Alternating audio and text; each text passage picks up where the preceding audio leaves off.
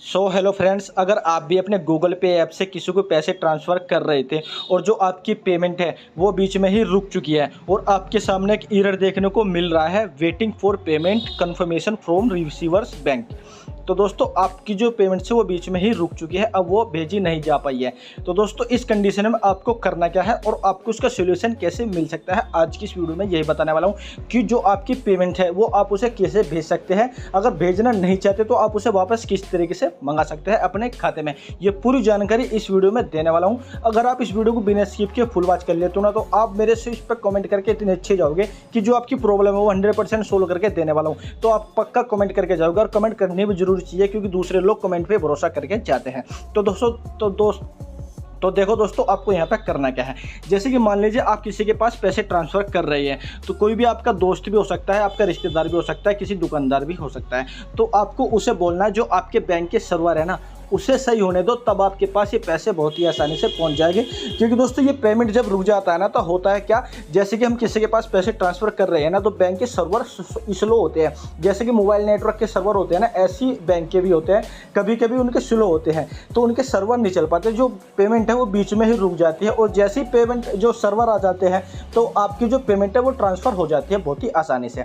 और अगर दोस्तों आप इस पेमेंट को गेल की गेल अपने खाते में मंगाना चाहते हो, जैसे कि मान के चलिए यहाँ पे लिखा दो, देखो दोस्तों, receive bank sold deposit the money. तो दोस्तों यहाँ पे लिखा है टुडेज गूगल पे will update status when completed. मतलब 2 दिन का ये टाइम लगेगा कि आपके जो पेमेंट ट्रांसफ़र किया ना वो 2 दिन में आपकी उसके पास पहुंच जाएगी। लेकिन दोस्तों 2 दिन तक वेट कौन करेगा। तो अगर आप इसे मंगाना चाहते हैं 2 से 4 घंटे में अपने खाते में, तो उसके लिए दोस्तों मैं आपको बता दूं करना क्या है। अब यहाँ पे दोस्तों यहाँ पे इतना हो चुका, आपको उसे बोलना है, अगर उसे ट्रांसफ़र कर दे रहे हो पैसे, अगर 2 दिन जरूरत हो, तो सबसे पहले आपको अपना जो फ़ोन की जो फ्लाइट मोड है ना, आपको उसे ऑन कर बंद करके दोबारा से ऑन कर लेना है। इतना करने के बाद दोस्तों अब यहाँ से आपको बाहर आ जाना है।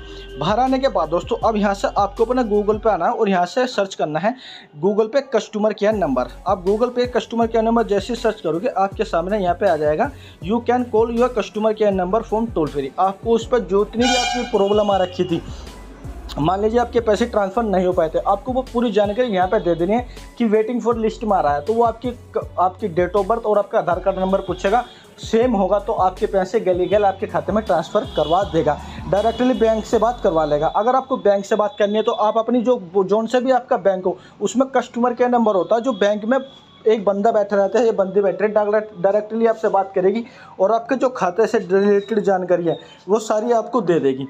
पर आपको उसमें आधार कार्ड देना पड़ता है और पैन कार्ड देना पड़ता है। तो आप जब जाके आपके सारे पैसे आपके वापस आ जाएंगे।